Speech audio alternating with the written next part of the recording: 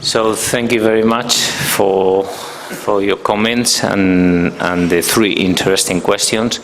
The first one on the contact time is a typical question that we get. We also do cleaning and disinfection of surfaces, as you know. For the surfaces disinfection, there is a combination when you try to test a biocide like a NADCC or TCCA, Aquatabs or Sept. And the combination is the concentration, so it's the part per millions, ppm, that you have in the solution, and then the contact time that the solution is on the surface. In this particular application where you are using the water as a dissolvent, and what you are doing is the tablets are all the time on the water, the contact time becomes almost irrelevant because it's as much as the product is inside the water. So to picture for you, you put the tablet into the water, and this is why that picture of a weight scale is important. The product gets dissolved and 50% is in hypochlorous acid form. That means that 50% of the product you put it on the tablet is already acting continuously until it's consumed. When it's consumed, the weight scale, the balance goes in, the reservoir goes into the active ingredient, which is the active biocidal, which is the hypochlorous acid. So the contact time is until you consume the whole product. Supposing it's in a tank and you put a tablet. So that will be around 3 to 7 days to consume the whole thing. After that time, you need to put more tablets, but the contact time is until you consume the product. So that's why when you put the product in the water, even if it's a small quantity, because it's a continuous action onto the bacteria and the virus, fungi, etc., all the microorganisms, the quantity that you need is very small. 1 to 5 ppm is sufficient. When it comes into the pipes, if water is running continuously, again the contact time is a continuous action because the water goes with sufficient ppm to go and erode in the biofilm. In case you turn off the water supply, then it will be possibility of regrowth of the biofilm inside the pipe. But as soon as you reopen the water flow, it will be continuous contact time. Okay? Does it make sense? Second question was the Naegleria. For that one, I have to say I need to check because I don't do a lot of things with pools. Pools are kind of a little bit away from the work I do on human health and agriculture, but I can check that one. I'm aware of what you are saying, but I need to check exactly the data, and I can share with you the data.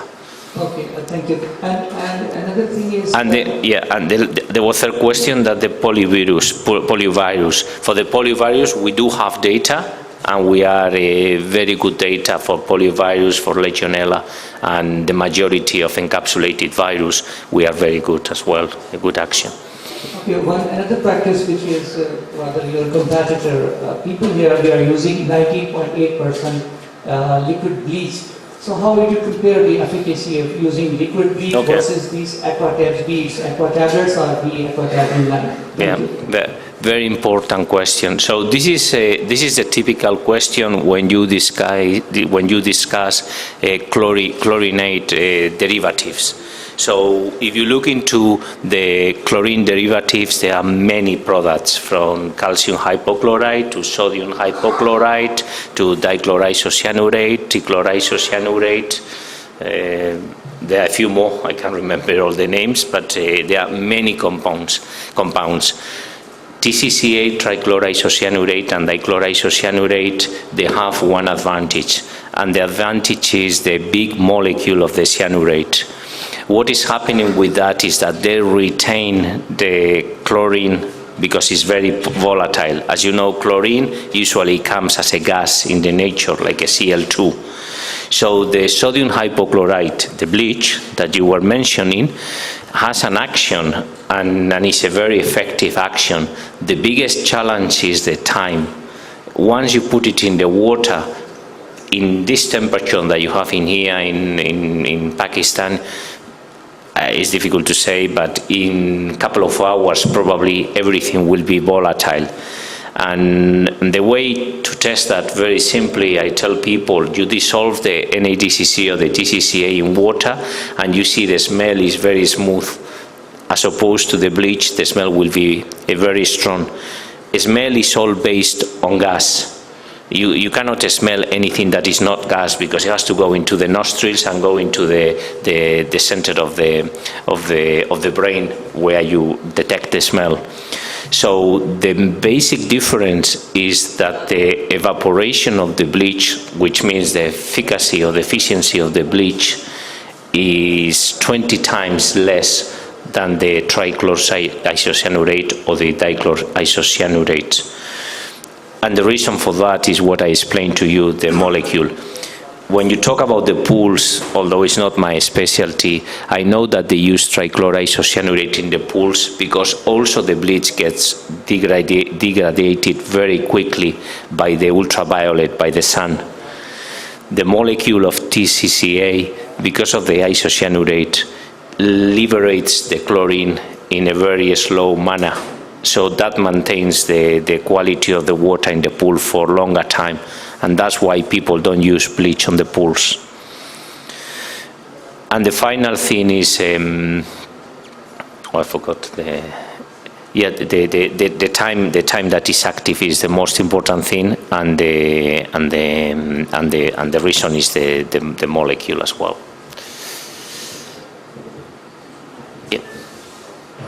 Oh, sorry, I forgot to say. Obviously, the disadvantage is the prices.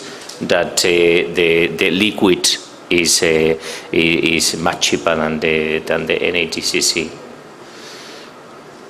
Can we use aquatab and antibiotic at the same time? The direct answer is no, and the reason for that is that most of the antibiotics, they get deactivated by the hypochlorous acid action. So that's why when you see into the design and the pictures, we always do like a bypass, meaning that if you need to use any probiotic in here, antibiotic, or any other nutrients that they are going to act to be deactivated by the NADCC, you need to close these things so the part of the aqua tabs is not active. So the recommendation when you do vaccination, when you have to do the vaccination for the Newcastle disease, etc., then you will turn off the aqua taps for a period of a few hours, supply during the morning the antibiotics or during the night, whatever, or vaccination, and then you will open again the regular water flow. So during that time, you will be non-protected. But if you look into the castle as an example, if you leave the castle unprotected for a few hours, maybe there is no attack, so it's just a question of time. So it's safe to supply water for a period of time during the antibiotics, probiotics, vaccination timing, and then go back to the regular water safe supply through the cartridge.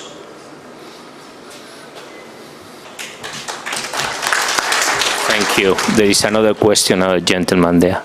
Thank you for the presentation.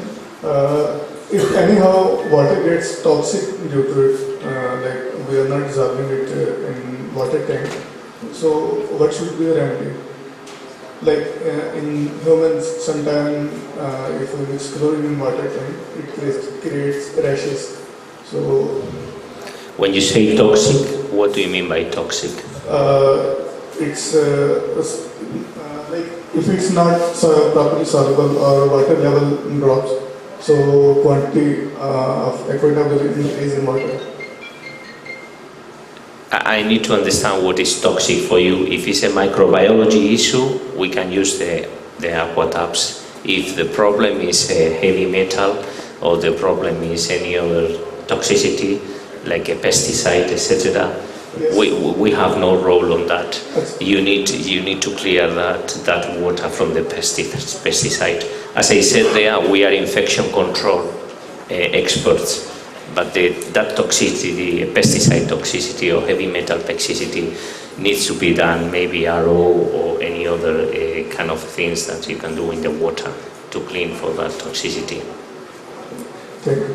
Thank you.